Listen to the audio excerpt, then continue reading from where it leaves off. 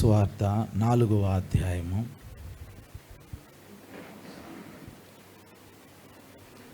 లూకా సువార్త 4వ అధ్యాయము 16వ వచనం నుండి 19వ వచనం వరకు చదువుకుందాం. లూకా సువార్త 4వ అధ్యాయము 16వ వచనం నుండి 19వ వచనం వరకు. తర్వాత ఆయన తాను పెరిగిన నజరేతునకు వచ్చెను.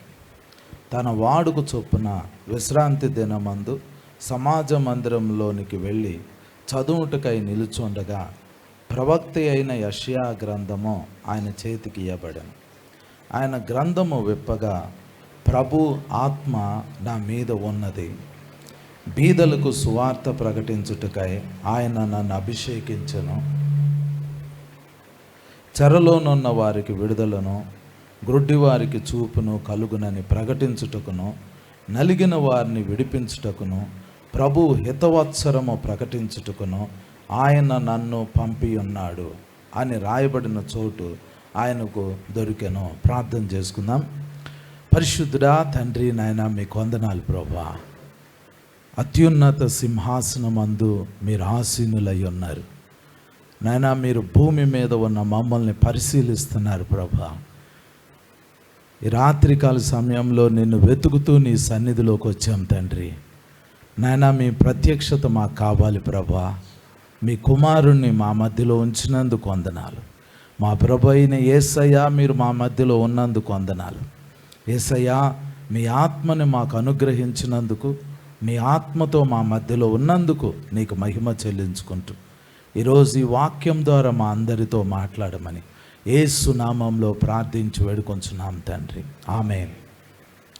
యేసు ప్రభు సంపూర్ణమైన దేవుడు, కానీ ఆయన దేవునితో సమానంగా ఉండుట విడిచిపెట్టకూడని భాగ్యం అని ఎంచుకోలేదు. కానీ ఆయన భూమి మీదకి ఒక శరీరంతో శరీరధారిగా మన మధ్యలోకి వచ్చాడు. అయితే ఆశ్చర్యమైన విషయం ఏంటంటే, ఆయన దేవుడు అయ్యుండి శరీరధారిగా వచ్చి కంప్లీట్ హ్యూమన్ బీయింగ్గా, మానవుడిగా ఆయన ఈ భూమి మీద జీవించాడు. అందులో ఈ 33 సంవత్సరాల యవ్వన జీవితం ఈ భూమి మీద గడిచినప్పుడు అందులో ఒక అద్భుతమైన విషయం ఏంటి అంటే, ఆయన ఉపవాసం ఉన్నారు. 40 పగల్లో 40 రాత్రులు యేసు ప్రభు ఉపవాసం ఉన్నారు. బేర్ గ్రిల్స్ అని ఒక అతను ఉంటాడు. ఆయన అడవిల్లోకి, ఎడారుల్లోకి, నదుల్లోకి, సముద్రాల్లోకి వెళ్ళిపోయి మనిషి ఎలా జీవించగలుగుతాడు, సర్వైవ్ అవుతాడు అనేది చూసుకుంటా అతడు ఏం చేస్తాడు అని అంటే ఎక్స్పెడిషన్స్ చేస్తూ ఉంటాడు, సాహసాలు చేస్తూ ఉంటాడు. అరణ్యంలోకి వెళ్ళి ఒక మనిషి ఎలా జీవించగలుగుతాడు అసలు లోకంతో సంబంధం లేకుండా అని ఎక్స్పెడిషన్స్ చేస్తాడు. ఆయన ఈ మధ్య ఒక చిన్న డాక్యుమెంటరీ చేశాడు. ఆయన ఏం డాక్యుమెంటరీ చేశాడంటే, యేసు ప్రభువు 40 పగల్లో 40 రాత్రులు ఏ ఎడారిలో అయితే ఉపవాసం ఉన్నాడో ఆ ఎడారిలోకి వెళ్ళిపోయాడు. ఆయన కొన్ని రోజులు గడుపుదామని ఆయన అలా వెళ్తూ ఉన్నాడు.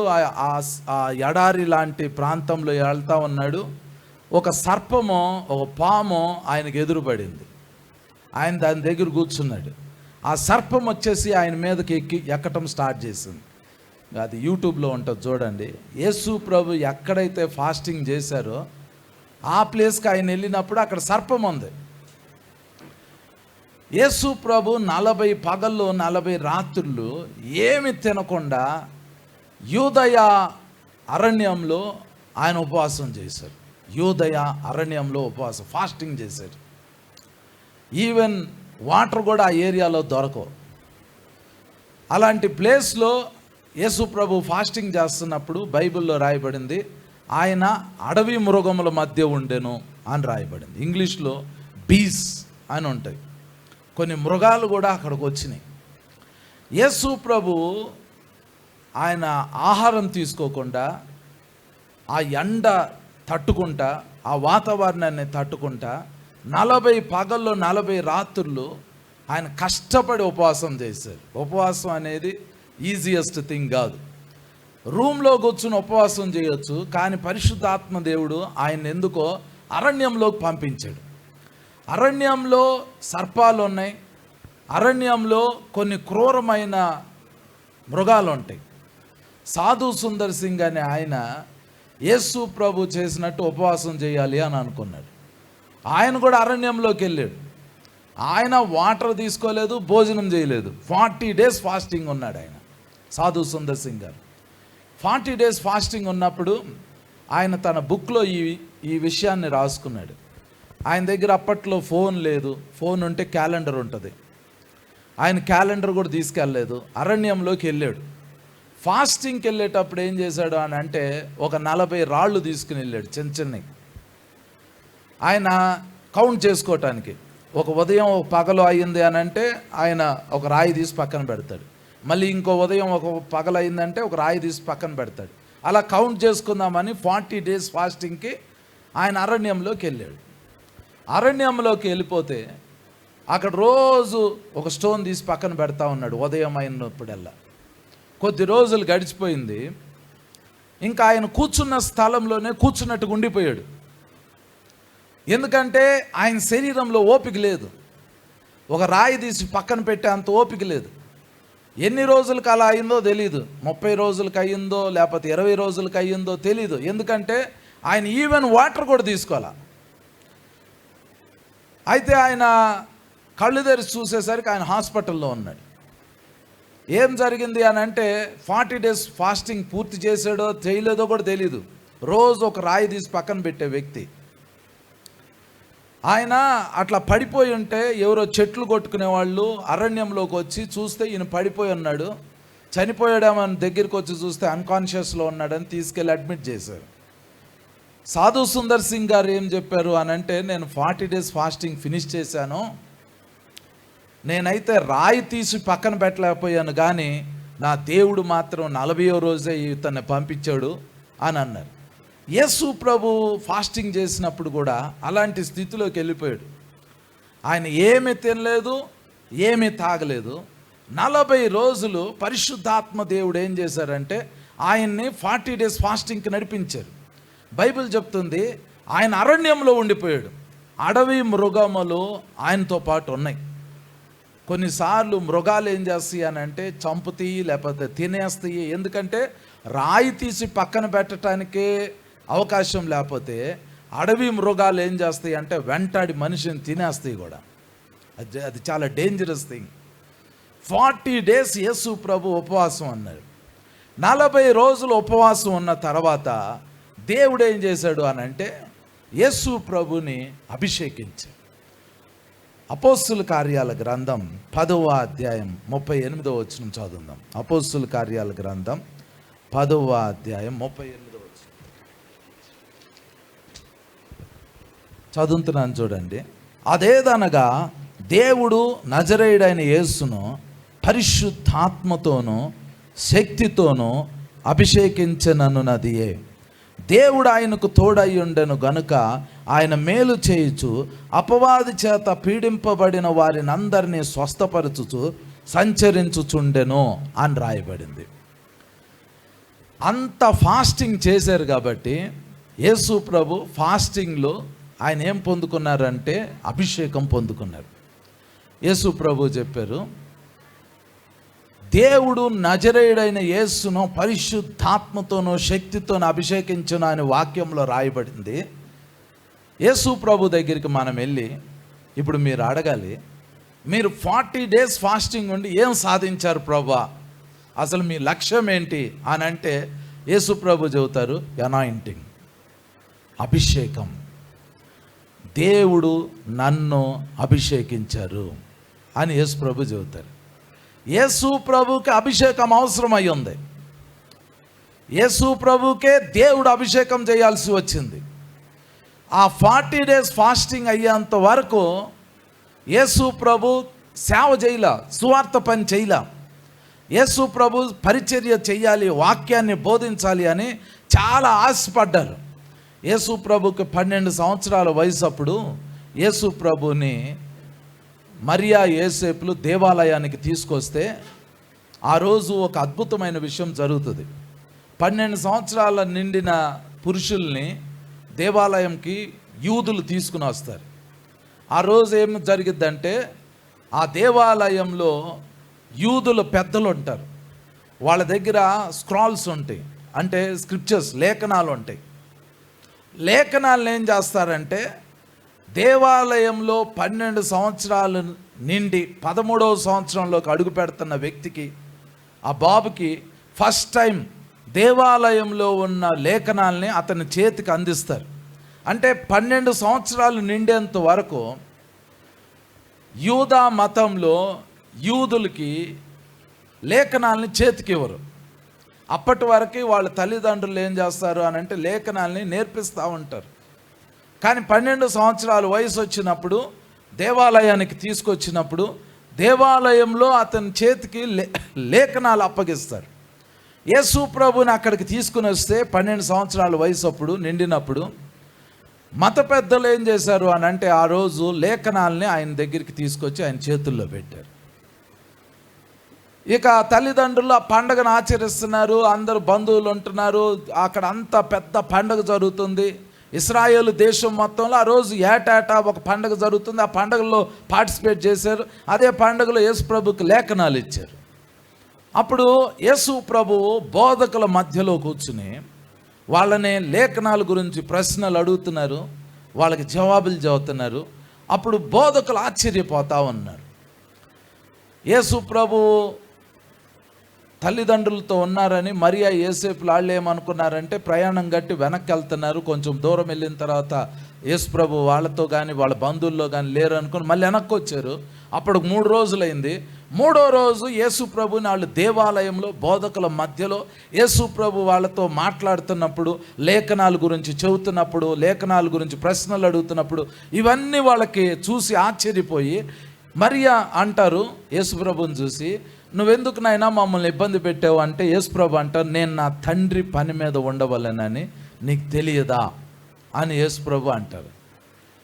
కానీ పరలోకంలో ఉన్న తండ్రి రెడీగా లేడు యేసు ప్రభుని వాడుకోవటానికి. యేసు ప్రభువు రెడీగా ఉన్నారు 12 సంవత్సరాల వయసు అప్పుడు. నేను నా తండ్రి పని చేయాలి, నాకు లేఖనాలు అప్పగింపబడి ఉన్నాయి, నేను దేవాలయంలో ఉన్నాను, బోధకుల మధ్య ఉన్నాను, ఇది నా తండ్రి ఇల్లు, నా తండ్రి పని నేను చెయ్యాలి అని యేసు ప్రభు అనుకున్నారు. కానీ తండ్రి అయిన దేవుడు యేసు ప్రభుని ఆ రోజు వాడుకోలా. యేసు ప్రభు రెడీగా ఉన్నారు, సిద్ధంగా ఉన్నారు. నేను నా తండ్రి పని మీద ఉండాలని మీకు తెలియదా? మరియకి తెలీదా? యేసేపుకి తెలీదా? కానీ తండ్రి అయిన దేవుడు ఆ రోజు యేసు ప్రభుని వాడుకోవటానికి సిద్ధంగా లేడు. కానీ ఎప్పుడైతే 40 days ఫాస్టింగ్ అయిందో, పరిశుద్ధాత్మ దేవుడు యేసు ప్రభు 30 సంవత్సరాల వయసు ఉన్నప్పుడు యోర్దాన్ నదిలో బ్యాప్టిజం తీసుకున్నప్పుడు పరిశుద్ధాత్మ దేవుడు ఆ అరణ్యంలోకి తీసుకుని వెళ్ళాడు.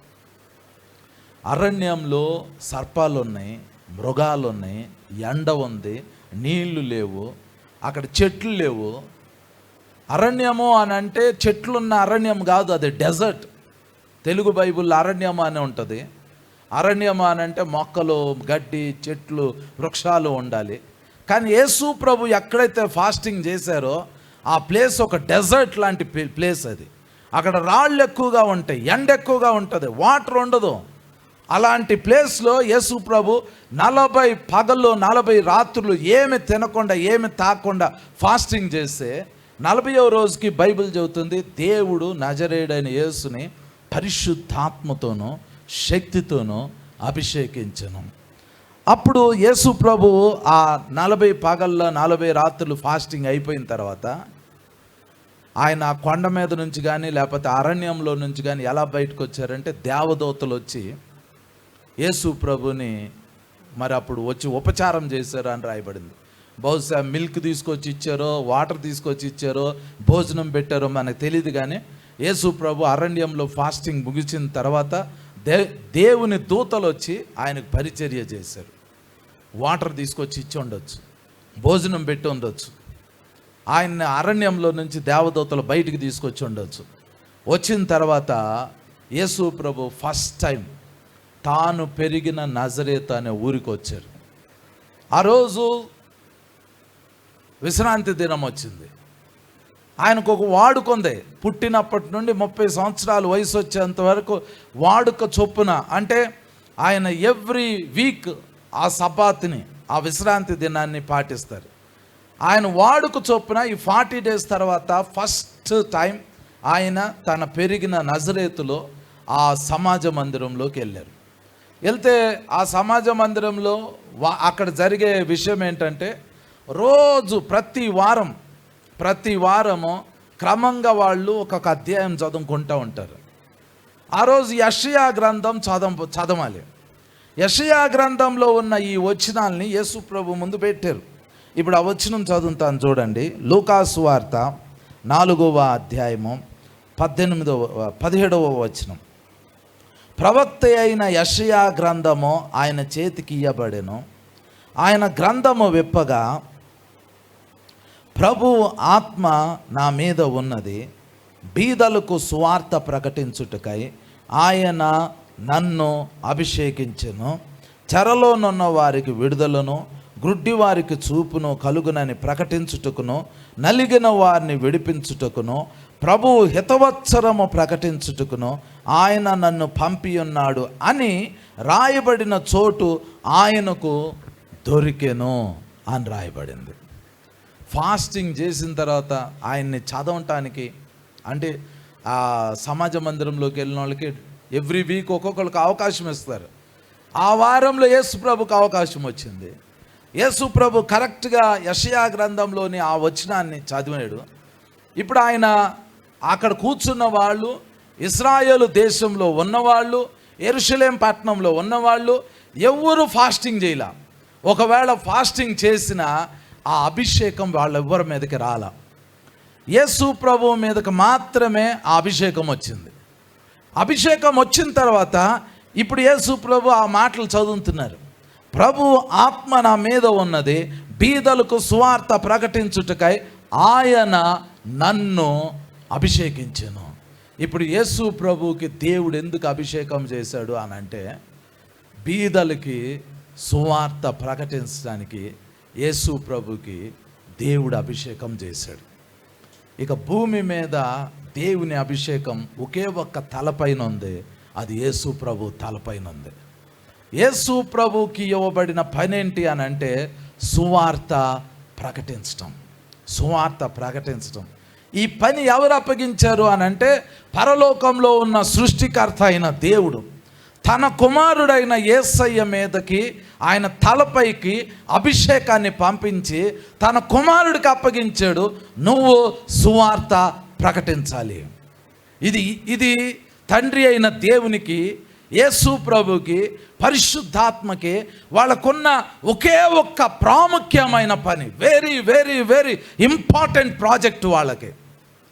పరలోకంలో ఉన్న దేవుని దగ్గరికి ఇప్పుడు మీరు వెళ్ళి, నీ పనేంటి నాయన, భూమి మీద నువ్వేం చేయాలనుకున్నావు, అసలు నీ మెయిన్ పనేంటి, నీ మెయిన్ జాబ్ ఏంటి అని మీరు తండ్రి అయిన దేవుణ్ణి అడగండి, యేసు ప్రభుని అడగండి, పరిశుద్ధాత్మని అడగండి.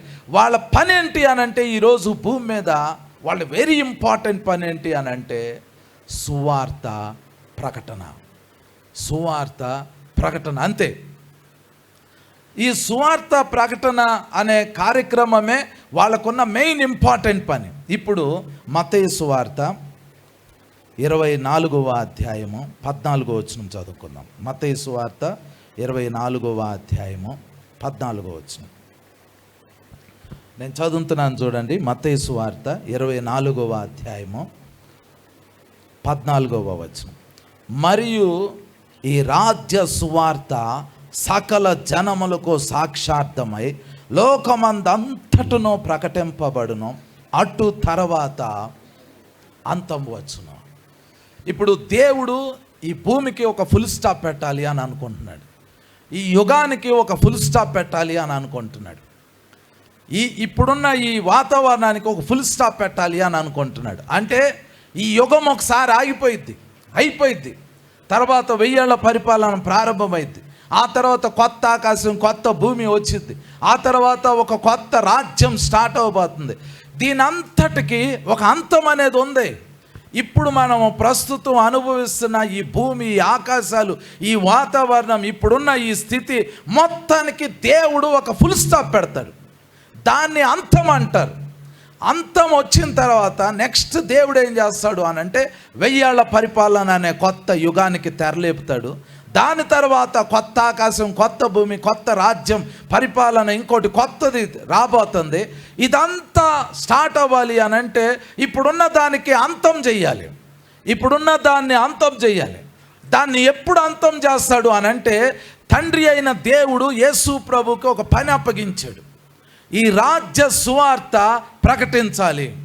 ఈ రాజ్య సువార్త సకల జనములకి, భూది గంతాల వరకు అందరికీ ప్రకటించిన తర్వాత అప్పుడు అంతం వచ్చింది. అంటే మీ పట్ల దేవునికి ఒక ప్లాన్ కలిగి ఉంటాడు, నా పట్ల దేవునికి ఒక ప్లాన్ కలిగి ఉంటాడు, మనందరి పట్ల దేవునికి ఒక ప్లాన్ ఉంటుంది. కానీ అందరి ప్లాన్ దేనికి కనెక్ట్ అయ్యి ఉంది అని అంటే దేవుని రాజ్యానికి కనెక్ట్ అయ్యి ఉన్నాం. ఈ భూమి మీద మనము మంచి మంచి జాబ్స్ చేయొచ్చు, లేదా మంచి మంచి బిజినెస్లు చేయొచ్చు, లేదా బాగా చదువుకోవచ్చు. ఈ భూమి మీద మీ దృష్టిలో గొప్పది ఏదైనా ఉండొచ్చు, గొప్ప పొజిషన్ ఉండొచ్చు, గొప్ప డిగ్రీలు ఉండొచ్చు, గొప్ప జ్ఞానం ఉండొచ్చు, ఏదైనా ఉండొచ్చు. కానీ దేవుని దృష్టిలో గొప్పది ఏదైనా ఉంది అని అంటే అది సువార్త. యేసు ప్రభువుకి ఈ పని తండ్రి అయిన దేవుడు అప్పగించాడు. యేసు ప్రభు కేవలం 3 సంవత్సరాలు, కొంతమంది ఏమో 3.5 సంవత్సరాలు అంటారు, 3.5 సంవత్సరాలు మాత్రమే యేసు ప్రభు ఈ పని చేశాడు. 3.5 సంవత్సరాల తర్వాత యేసు ప్రభు సిలువలో చనిపోయారు. ఆయన అభిషేకింపబడిందే సువార్త ప్రకటించడం కొరకు. కానీ ఆయన 3.5 సంవత్సరాలు మాత్రమే ఆ సువార్త ప్రకటించారు. 3.5 సంవత్సరాలు అయిపోయిన తర్వాత ఆ సువార్త అక్కడితో ఆగిపోవాలి. కానీ యేసు ప్రభు పునరుద్ధానుడై ఆయన 40 పగల్లో 40 రాత్రులు పరలోకంలోకి వెళ్ళకుండా ఈ భూమి మీదే ఉంటూ దీని గురించి శిష్యులకు చెప్పడం స్టార్ట్ చేశారు. అపోస్తుల కార్యాల గ్రంథం 1వ అధ్యాయం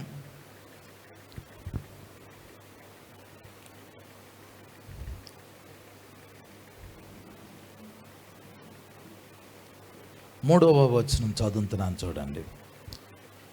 ఆయన శ్రమ పడిన తర్వాత 40 దినముల వరకు వారికి అగపడుచు దేవుని రాజ్య విషయములను గూర్చి బోధించుచు అనేక ప్రమాణములను చూపి వారికి తన్ను తాను సజీవునిగా కనబరుచుకొనెను. ఆయన వారిని కలుసుకొని ఇలాగు ఆజ్ఞాపించెను, మీరు యెరూషలేము నుండి వెళ్ళక నా వలన వినిన తండ్రి యొక్క వాగ్దానము కొరకు కనిపెట్టుడి అని చెప్పడం జరిగింది. ఇక్కడ చదవండి 3వ వచనము. ఆయన శ్రమ పడిన తర్వాత 40 దినముల వరకు వారికి అగపడుచు దేవుని రాజ్య విషయములను గూర్చి బోధించుచు అనేక ప్రమాణములను చూపి వారికి తన్ను తాను సజీవునిగా కనబరుచుకొనెను అని రాయబడింది. ఇప్పుడు యేసు ప్రభు పునరుద్ధానుడయ్యాడు. యేసు ప్రభుకు ఒక ప్రాబ్లం వచ్చింది. ప్రాబ్లం ఏంటి అని అంటే ఆయన పునరుద్ధానుడయిన తర్వాత ఆయన కొంతమందికే కనబడుతున్నాడు, అందరికీ కనబడట్లా.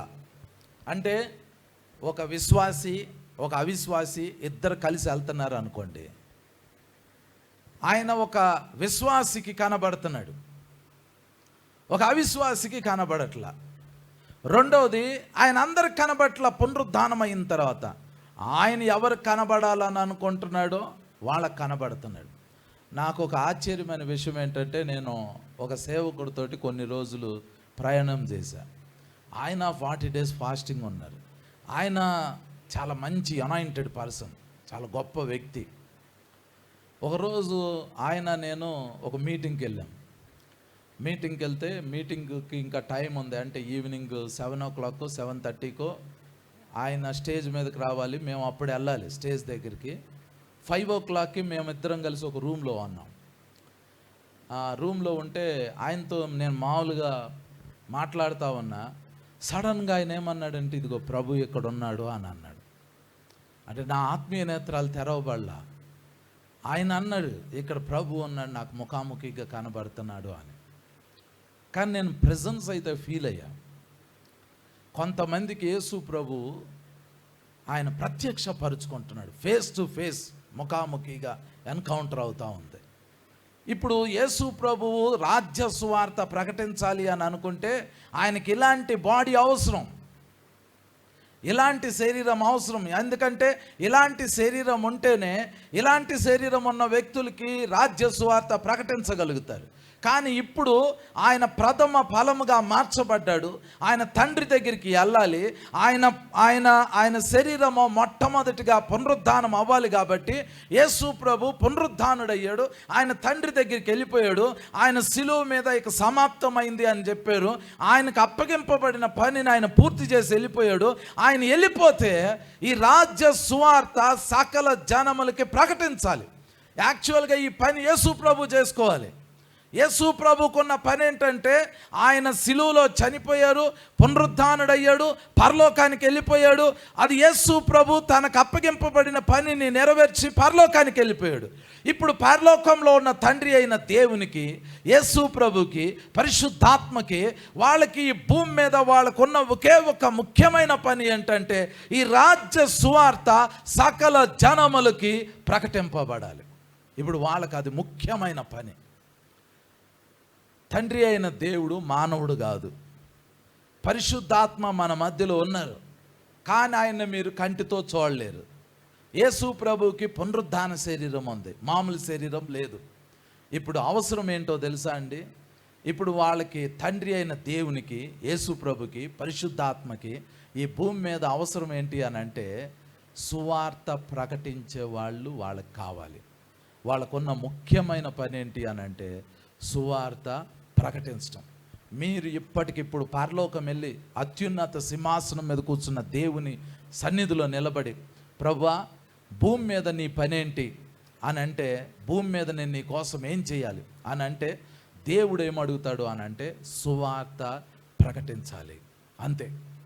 భూమి మీద నాకున్న ఒకే ఒక పని ఏంటంటే సువార్త ప్రకటించాలి. కొరింథీయులకు రాసిన మొదటి పత్రిక 1వ అధ్యాయము 17వ వచనం. కొరింథీయులకు రాసిన మొదటి పత్రిక 1వ అధ్యాయము 17వ వచనం చదువుతున్నాను చూడండి.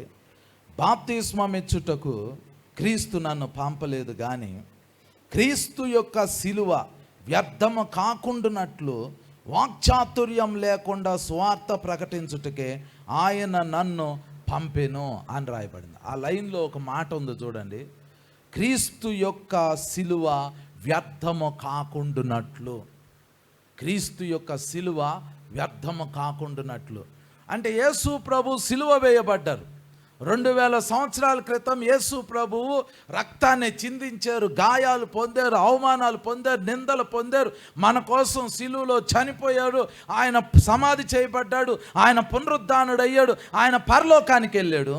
ఇప్పుడు అది వ్యర్థం అవ్వాలి అని అంటే ఏంటంటే భూమి మీద సువార్త అనేది ప్రకటింపబడకపోతే దేవుని ప్లాన్ వ్యర్థమైపోతుంది, శిలువ వ్యర్థమైపోతుంది. ఇప్పుడు మనందరము నోర్లు మూసుకుని, మనమందరము భూమి మీద ఉన్న దేవుని బిడ్డలందరూ సువార్త ప్రకటించకుండా అందరూ సైలెంట్ అయిపోతే, ఒక 100 సంవత్సరాలు సైలెంట్ అయిపోతే, బైబిళ్ళు ప్రింట్ అవ్వకపోతే, సువార్త ప్రకటింపబడకపోతే, మనుషులు దీని గురించి మాట్లాడకపోతే, యేసు దేవుడు, దేవుని వాక్యం అనే పదాలు ఒక 100 సంవత్సరాలు గనక, 100 సంవత్సరాలు అవసరంలా, ఒక 10 సంవత్సరాలు గనక అన్నిటినీ క్లోజ్ చేసేస్తే క్రీస్తు యొక్క శిలువ ఏమైద్దో తెలుసా అండి?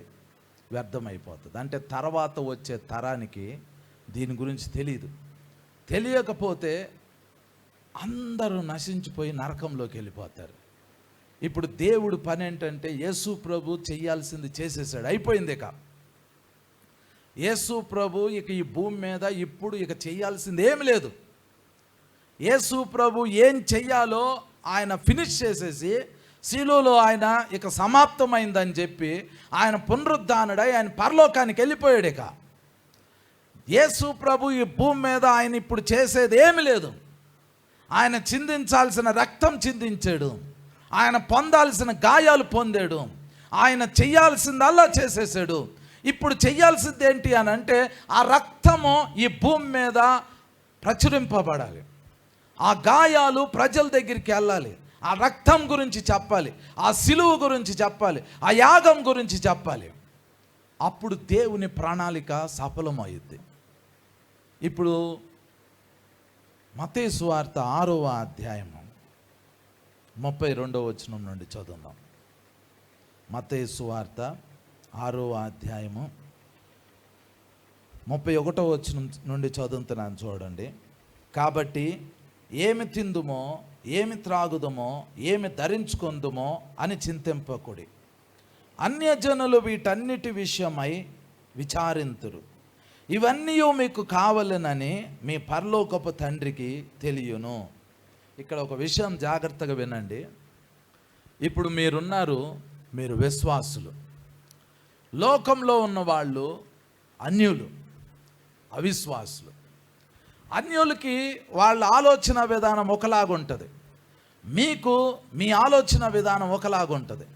అన్యుల ఆలోచన ఏంటి అని అంటే, వాళ్ళు బాగా చదవాలి, వాళ్ళు మంచి ఉద్యోగం చేయాలి, డబ్బులు సంపాదించాలి, ఇల్లు కట్టుకోవాలి, వాళ్ళ పిల్లల్ని పెంచుకోవాలి, వాళ్ళ పిల్లలకి ఆహారం సమృద్ధిగా చేసుకోవాలి, వాళ్ళ కుటుంబాలని నడిపించుకోవాలి, వాళ్ళు దీవెంచబడాలి, వాళ్ళు అత్యధికం కావాలి, వాళ్ళ భవిష్యత్తు వాటి గురించే వాళ్ళ పిల్లల కోసం, వాళ్ళ తరాల కోసం సంపాదిస్తూ ఉంటారు. ఇది అన్యుల జీవితం.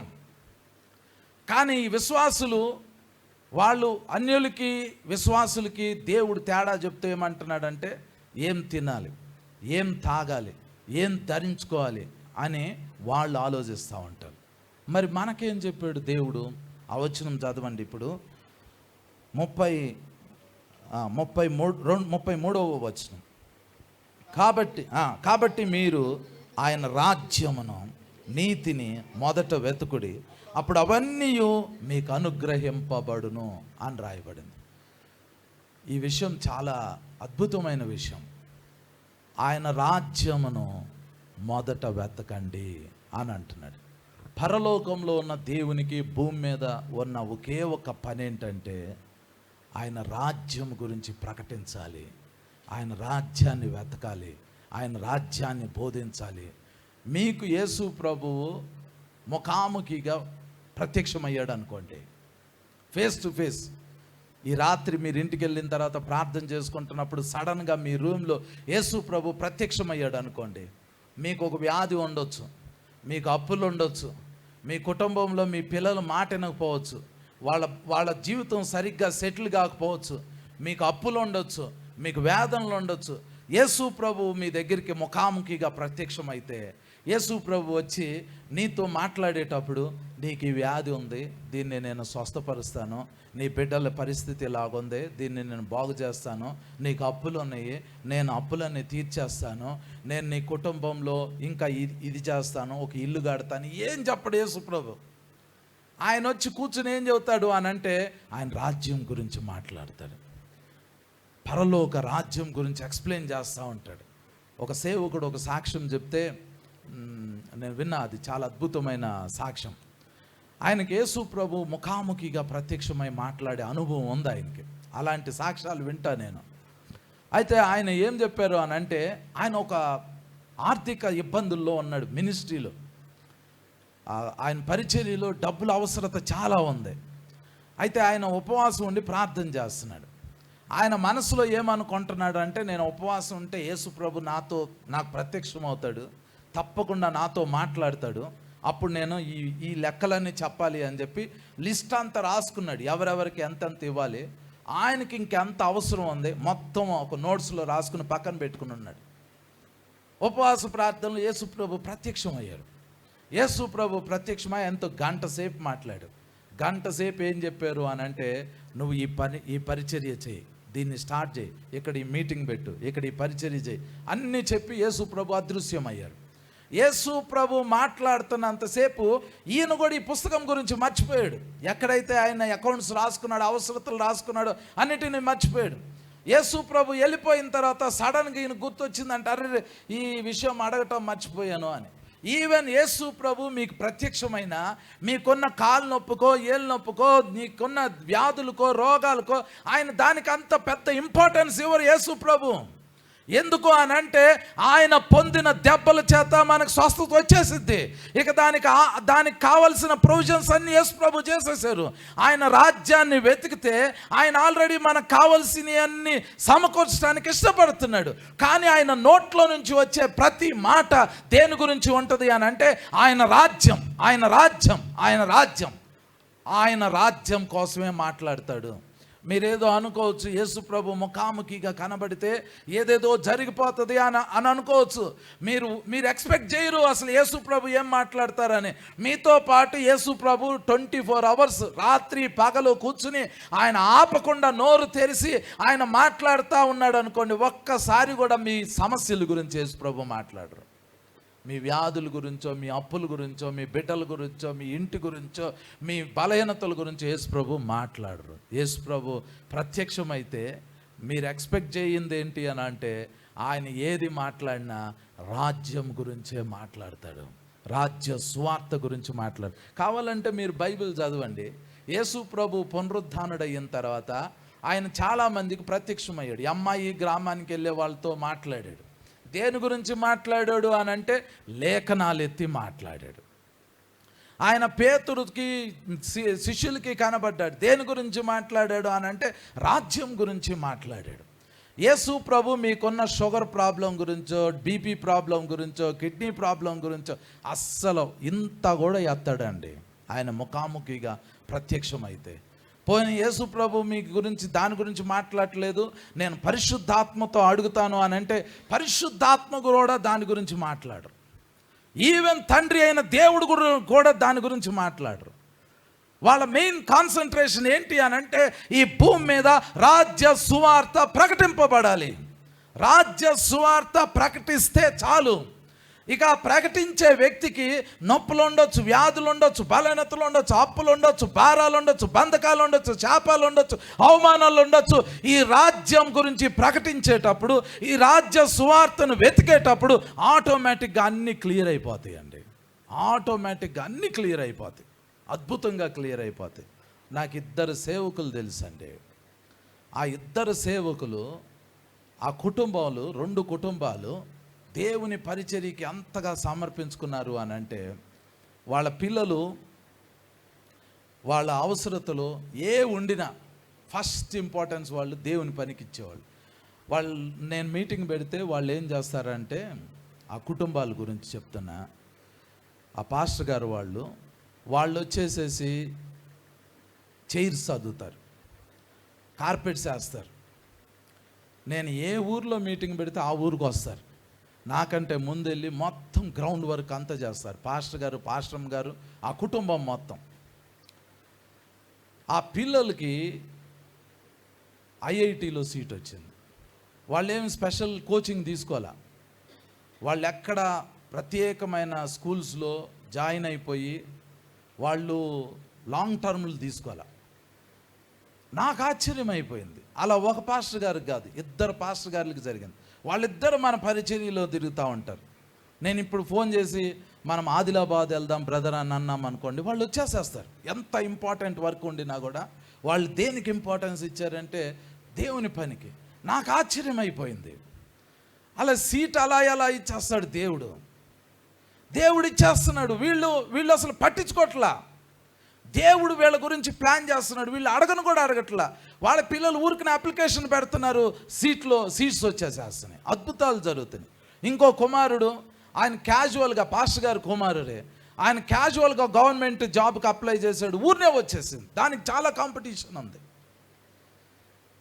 వీళ్ళేమి ఆశ పెట్టుకోవట్లా, వీళ్ళేమి అడగట్లా. వీళ్ళ మెయిన్ ప్రయారిటీ ఏంటంటే దేవుని రాజ్యం. యేసు ప్రభువుకి భూమి మీద ఏదైనా ముఖ్యమైన పని ఉంది అని అంటే అది రాజ్య సువార్త ప్రకటించటము. ఇది యేసు ప్రభు పరలోకం వెళ్తా మనందరికీ ఏం చెప్పారు అని అంటే, మీరు భూదిగంతాల వరకు వెళ్ళండి, ఈ రాజ్య సువార్తని ప్రకటించండి అని అన్నారు.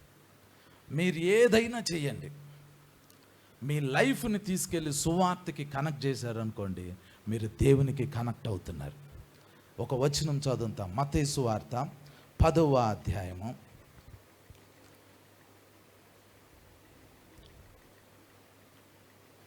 40వ వచనం చదువుకుందాం.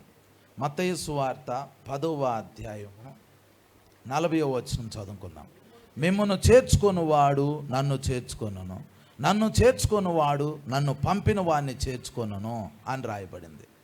యేసు ప్రభు సువార్త గురించి మాట్లాడుతా ఈ మాటలు చెప్పారు. ఇంకొక మాట కూడా చదువుతాను. 10వ అధ్యాయం 11వ వచనం.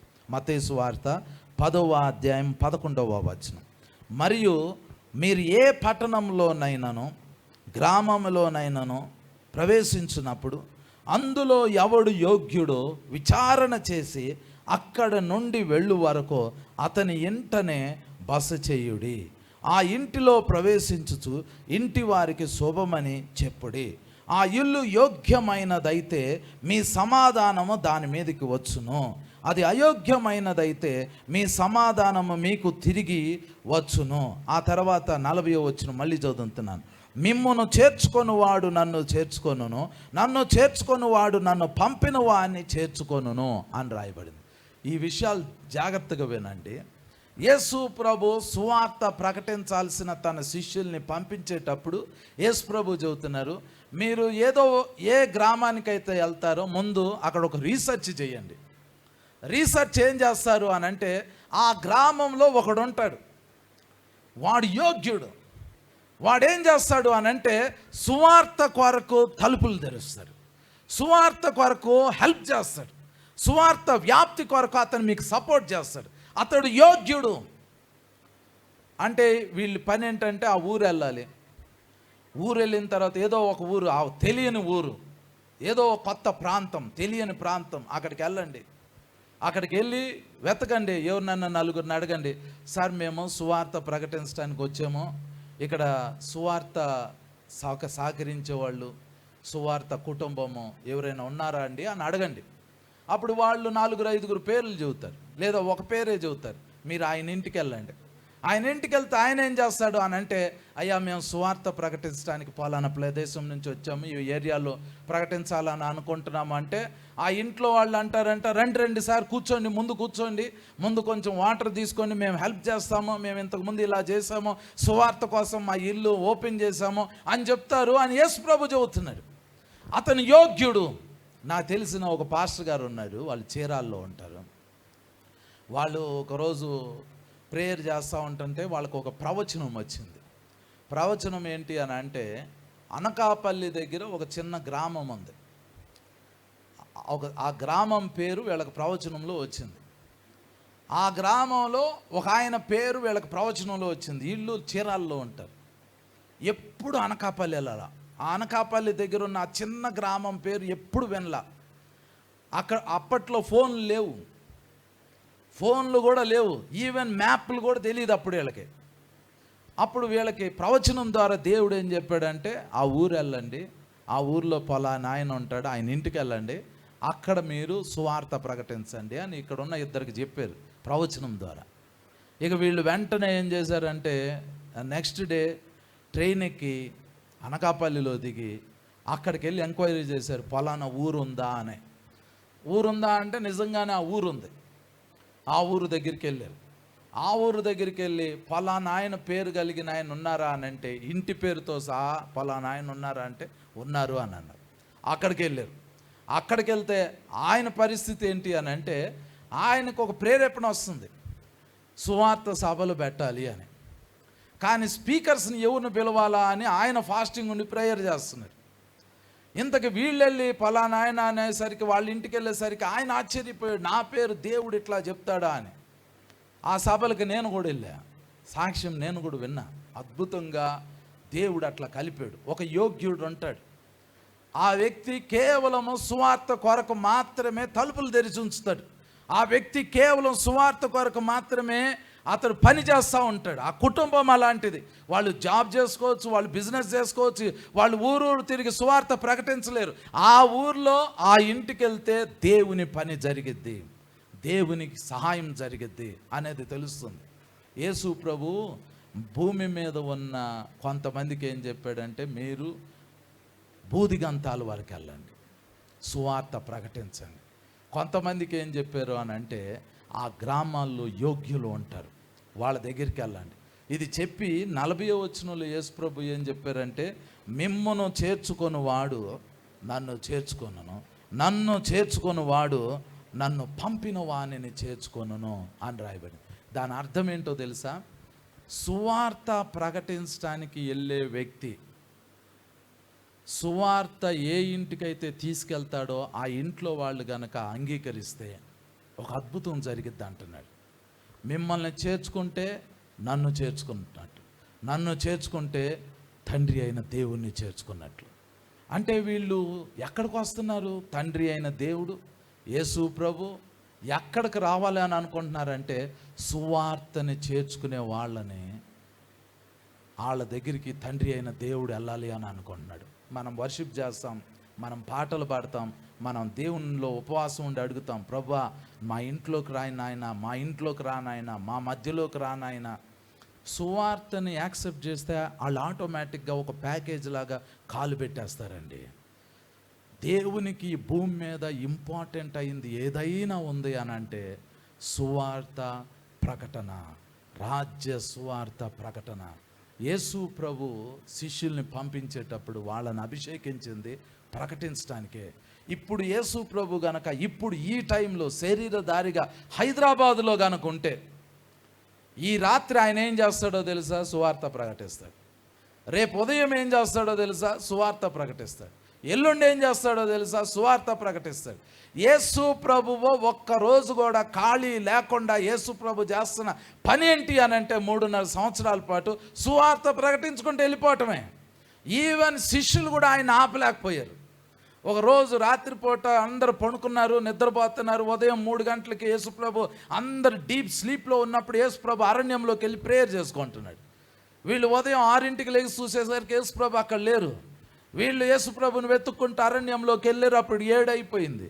అప్పుడు ఈ శిష్యులందరూ అంటారు, రాత్రి గొప్ప అద్భుతాలు జరిగినాయి ఆయన, ఊరు మొత్తం నిన్ను వెతుకుతుంది అని అంటే యేసు ప్రభు అంటాడు, మనం ఇతర ప్రాంతాల్లో కూడా వెళ్ళాలి సువార్త ప్రకటించడానికి. పౌలు ఎందుకు చనిపోయాడో తెలుసా అండి? సువార్త ప్రకటించినందుకు చనిపోయారు. శిష్యులు ఎందుకు చనిపోయారు అంటే సువార్త ప్రకటించినందుకు శిష్యులు చనిపోయారు. ఆది సంఘం ఎందుకు హింసలు పొందింది అని అంటే సువార్త ప్రకటించినందుకు హింసలు పొందింది. మీరు ఏ విషయంలో కూడా సువార్తకి కనెక్ట్ అవ్వకపోతే మీరు దేవునికి కనెక్ట్ కాలేదు.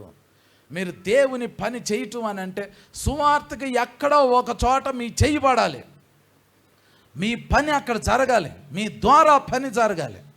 సువార్తకి కనెక్ట్ అవ్వటం నేర్చుకోండి, అప్పుడు మనం దేవునికి కనెక్ట్ అవుతాం. ఈ భూమి మీద మనం ఎంత అద్భుతమైన ఉద్యోగం చేసినా, ఎన్ని లక్షలు కోట్ల రూపాయలు సంపాదించినా, ఎంత మంచి ఆరోగ్యం దేవుని దగ్గర నుంచి పొందుకున్నా, అది గనక మీరు సువార్తకి కనెక్ట్ చేయకపోతే ఫైనల్గా అది వేస్ట్ అయిపోయినట్లే. ఒకవేళ మీరు గనక మిమ్మల్ని మీరు సువార్తకి కనెక్ట్ చేస్తే మీకున్న ప్రతి అవసరతలు ప్రభు తీర్చేస్తాడు. వ్యాధులు వెళ్ళిపోతాయి, బలహీనతలు వెళ్ళిపోతాయి, అప్పులు వెళ్ళిపోతాయి, అవమానాలు వెళ్ళిపోతాయి, నిందలు వెళ్ళిపోతాయి. దేవుడు మీ జీవితాన్ని ఆశీర్వాదంగా మార్చగలుగుతాడు. ఈరోజు దేవుడు ఒక ప్రత్యేకమైన అనాయింటింగ్ని రిలీజ్ చేయబోతున్నాడు. ఆ అనాయింటింగ్ ఏం చేసిద్దంటే మీకు కొన్ని వరాలు తీసుకొచ్చేది. ఇప్పుడు ఇక్కడ వరాలు, గిఫ్ట్స్ ఆపరేట్ కాబోతున్నాయి. ఇవి దేనికి ఉపయోగపడతాయి అని అంటే మీ ద్వారా సువార్త పని జరగబోతుంది. ఇప్పుడు రిలీజ్ కాబోతున్నాయి. ఈరోజు అద్భుతంగా దేవుడు నాతో మాట్లాడాడు. ఇప్పుడు ఈరోజు మీకు ఏదైనా వ్యాధి, బలహీనత, ఈ అప్పులు ఏంటి వీటి గురించి మర్చిపోండి. ఇప్పుడు మీరేం అడుగుతారు అని అంటే, ప్రభువా నన్ను అభిషేకించు నాయన, నేను నీ కొరకు బలంగా నిలబడాలి ప్రభువా, సువార్తకి నన్ను కనెక్ట్ చేయి, నా కుటుంబాన్ని కనెక్ట్ చేయి, నా బిడ్డలను కనెక్ట్ చేయి, బూది గంతాల వరకు మమ్మల్ని తీసుకెళ్ళి ప్రభువా అని మీరు అడగండి. దానికి సంబంధించిన గొప్ప అభిషేకం రాబోతుంది. ఆ అభిషేకం వచ్చినప్పుడు మీ వ్యాధులు స్వస్థపరచబడతాయి, మీ బలహీనతలు వెళ్ళిపోతాయి, మీ అనారోగ్యం అన్నీ ఇక్కడే స్వస్థత జరిగిద్ది. మీరు అడగాల్సిన అవసరంలా. మీరు ఇప్పుడు అడగాల్సింది ఏంటి అని అంటే, ప్రభువా నాకు నీ అభిషేకం కావాలి నాయన, నేను సువార్త ప్రకటించాలి. ఆటోమేటిక్ ఈ రోజు నుంచి మీకు డబ్బులు రావటం స్టార్ట్ అవుతాయి. ఎందుకు ఇస్తున్నాడు అని అంటే సువార్త కోసం. ఆటోమేటిక్గా మీ వ్యాధులు తగ్గిపోతాయి. ఎందుకు తగ్గిపోతాయి అని అంటే మీరు సువార్త ప్రకటించడానికి ఆరోగ్యంగా ఉండాలి.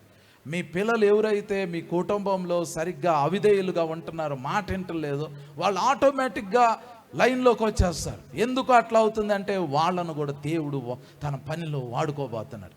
ముందు మిమ్మల్ని మీరు సబ్మిట్ చేసుకోవాలి, అప్పుడు దేవుడు మీ కుటుంబాలను ఆశీర్వదిస్తాడు. అట్టి కృప పరిశుద్ధాత్మ దేవుడు మనందరికీ దయచేయను గాక. ఆమేన్. అందరు లేచి నిలబడండి. We are going to have a mighty encounter with the Lord. దేవునితో మనకు ఒక ముఖాముఖి అనుభవం జరగబోతుంది. గొప్ప కార్యాలు పొందుకోబోతున్నారు. మీ రెండు చేతులు ఒక్కసారి ఆకాశం వైపు ఎత్తండి. యేసయ్యతో మాట్లాడండి. యేసయ్యా, నా తల మీద నూనె పోయబడింది నాయన. యేసయ్యా, నన్ను జ్ఞాపకం చేసుకోండి. యేసయ్యా, తండ్రి నిన్ను అభిషేకించాడు నాయన. యేసయ్యా, మీరు నన్ను అభిషేకించండి అయ్యా. యేసయ్యా, మీరు ఎలాగైతే సువార్త భారాన్ని మోసారో, ఈ భూమి మీద ఉన్న నేను నీ సువార్త భారాన్ని మొయ్యాలి ప్రభువా. యేసయ్యా, నాకు ఆరోగ్యం ఇవ్వండి, నాకు స్వస్థతనివ్వండి, నా అప్పులు తీర్చండి, నాకు ఐశ్వర్యం ఇవ్వండి, నా కుటుంబంలో సమాధానం ఇవ్వండి, నాకు బలాన్ని ఇవ్వండి, శక్తినివ్వండి, అభిషేకాన్ని ఇవ్వండి, నా అవసరతలు తీర్చండి ప్రభువా. ఈరోజు నా జీవితాన్ని నీ కొరకు, నీ పని కొరకు సమర్పించుకుంటున్నాను నాయన. నాకు కలిగింది నీ స్వార్థ కొరకు పని చేస్తాను తండ్రి. ఇప్పుడు నన్ను నింపు ప్రభువా, నన్ను నింపు నాయన, నన్ను నింపు ప్రభువా, నన్ను నీ ఆత్మతో నింపు నాయన, నన్ను అభిషేకించు నాయన, నన్ను అభిషేకించు నాయన, నన్ను అభిషేకించు ప్రభువా. నన్ను వాడుకో, నన్ను వాడుకో, నన్ను వాడుకో ప్రభువా. నువ్వు లేకుండా నేను వెళ్ళను ప్రభువా, నువ్వు లేకుండా నేనేం చేయలేను నాయన. యేసయ్యా, నన్ను నింపు, నన్ను నింపు. సంఘం ఎత్తబడేంత వరకు నన్ను వాడుకో ప్రభువా, వాడుకో నాయన. నేను నీ కొరకు పరిగెడతాను ప్రభువా, నీ భారం మోస్తాను నాయన. దేవుని కుమారుడా, దేవుని కుమారి, రాత్రికాల సమయంలో హృదయపూర్వకంగా నువ్వు గనక ఆ మాటలు చెప్పి ఉంటే ఇప్పుడు గొప్ప అభిషేకాన్ని నువ్వు చూడబోతున్నావు. ట్రమండస్ ఫైర్ నీ మీదకి రాబోతుంది. థ్యాంక్ యూ తండ్రి. అత్యున్నత సింహాసనం అందు ఆసీనుడు అయిన పరమ తండ్రి వగు యెహోవా, మా మధ్యలో మీరున్నందుకు వందనాలు ప్రభువా. యేసయ్యా, మా మధ్యలో మీరున్నందుకు వందనాలు తండ్రి. పరిశుద్ధాత్మదేవా, మా మధ్యలో మీరున్నందుకు వందనాలు తండ్రి. అయ్యా, నీ పరిచర్య కొరకు మమ్మల్ని అప్పగించుకుంటున్నాం తండ్రి. నీ పరిచర్య కొరకు మమ్మల్ని సమర్పించుకుంటున్నాం ప్రభా. యేసయ్యా, మాలోకి రండి నాయన, నాలోకి రండి ప్రభువా, మాలోకి రండి నాయన, మా మీదికి రండి తండ్రి. మమ్మల్ని బలంగా నింపండి నాయన. ఇక్కడ ఉన్న ప్రతి కుమారుణ్ణి, ఇక్కడ ఉన్న ప్రతి కుమార్తెని ఇప్పుడు తాకండి ప్రభువా, ఇప్పుడు తాకండి నాయన. దేవుని కుమారి, దేవుని కుమారుడా, దేవుని శక్తిని అనుభవించడం ప్రారంభించు. ఇక్కడ ఒక అగ్ని విడుదలవుతుంది, అగ్ని విడుదలవుతుంది. ఈ రూమ్ అంతా, ఈ ప్రాంతం అంతా దేవుని శక్తి రిలీజ్ అవుతుంది. ఇప్పుడు అగ్ని పొందుకోండి. సువార్త ప్రకటించు వారి పాదములు ఎంతో సుందరములు. నేను ఒక దర్శనం చూస్తున్నాను. మీ పాదాల దగ్గర నుంచి అగ్ని మండటం చూస్తున్నా. నాకు అర్థంగా కాదు అడిగినప్పుడు పరిశుద్ధాత్మ దేవుడు ఆ వాక్యాన్ని జ్ఞాపకం చేస్తున్నారు. సువార్త ప్రకటించు వారి పాదములు ఎంతో సుందరములు. నీ పాదములు సుందరంగా మార్చబడుతున్నాయి. కుమారి, అగ్ని పొందుకో. దేవుని అగ్ని మీ మీదకు దిగొస్తుంది. దేవుని అగ్ని నీ మీదకు దిగొస్తుంది. దేవుని శక్తి నీ మీదకు దిగొస్తుంది. కుమారి, పొందుకో, పొందుకో, పొందుకో, పొందుకో. ఫైర్ నిన్ను నింపుతుంది. అగ్ని పరిశుద్ధాత్మ అగ్ని, ఎక్కడ చూసినా అగ్ని ఉంది. ఇక్కడ అగ్ని దిగుతుంది. పరిశుద్ధాత్మ దేవుడు, పరిశుద్ధాత్మ దేవుడు. హల్లెలూయా, హల్లెలూయా, హల్లెలూయా, హల్లెలూయా. నేను ఒక దర్శనం చూస్తున్నాను.